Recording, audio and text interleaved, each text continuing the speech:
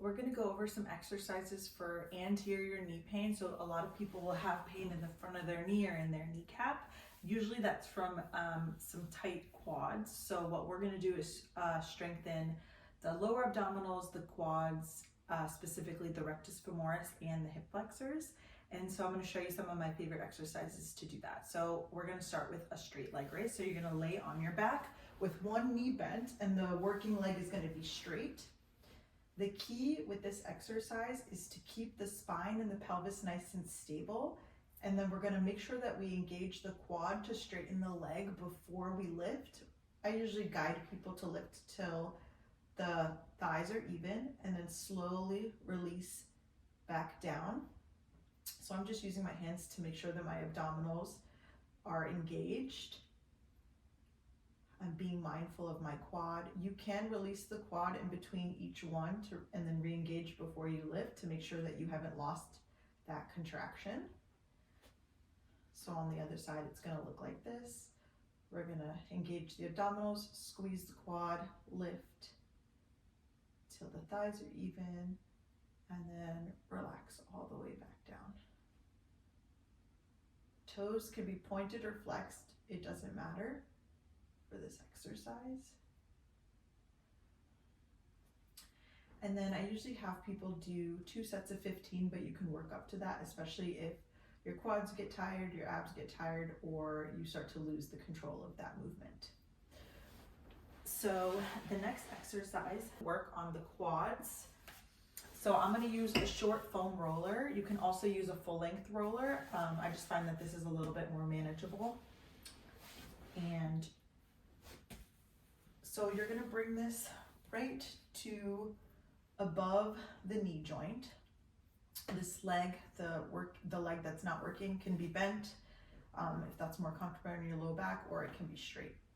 You can do this exercise at the same time, both legs at the same time, but I like to do one at a time because usually there's a difference on one side. So with this one, we're starting with the heel on the table, and then we're going to squeeze the quads to lift the heel, and then slowly and with control lower the heel back down. So we're working from about 45 degrees to 0 degrees of knee extension.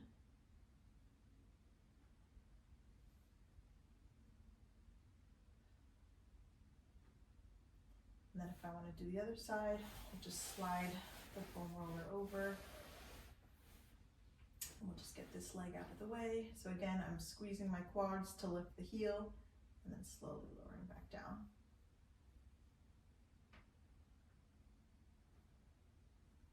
And that is your short arc quad. The size that I'm going to go over is a long arc quad. So this is going to be the same idea. We're engaging the quads to bring the heel up and then slowly lower back down. So with this exercise, it's a long arc quad because we're working from about 90 degrees to 0 degrees.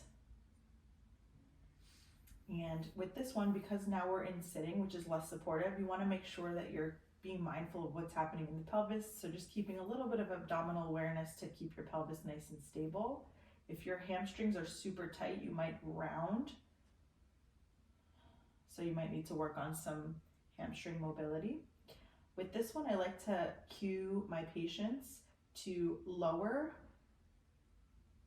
twice as slow as you lift. So for example, if you're going to lift for 2 seconds, then you're going to lower for 4 seconds. That really works on the eccentric lengthening of your quads, which is important, especially when people have anterior knee pain.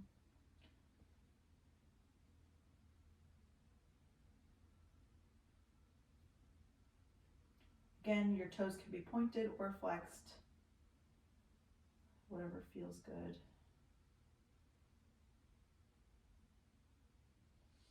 And then I'll show you my favorite kind of hip flexor stretch.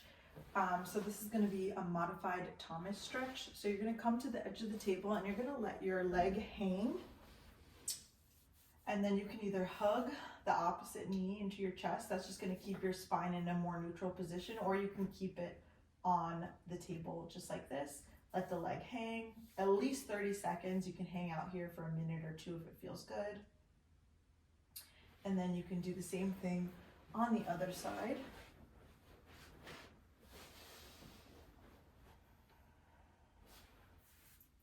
Again, either holding the knee or releasing it. You can also work on a low lunge or a crescent lunge, but just be very mindful of the position of your low back and your pelvis when you're in that stretch. And there's a lot of other quad stretches and hamstring stretches that you can find on the internet. But those are my 3 favorite exercises for anterior knee pain. They're great for people who have just had knee surgery, like a meniscus surgery.